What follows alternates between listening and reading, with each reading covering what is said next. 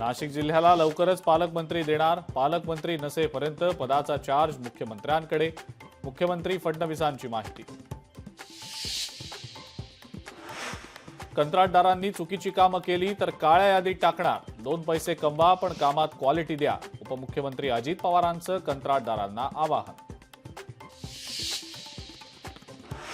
नागपुरात हिंसाचार झालेल्या परिसरातील संचारबंदी पूर्णपणे हटवली. 6 दिवसांनंतर संचारबंदी हटवली.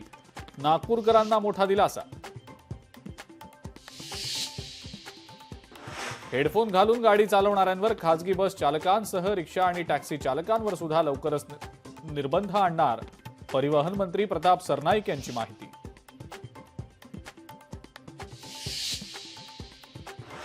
मुंबई गोवा महामार्गावर मोठी वाहतूक कोंडी. माणगाव बाजारपेठेपासून गारळ फाट्यापर्यंत वाहनांच्या रांगा.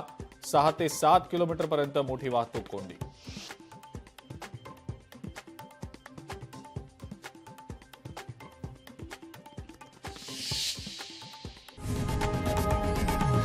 लोकशाही मराठी ऐका, पहा, जागरूक रहा.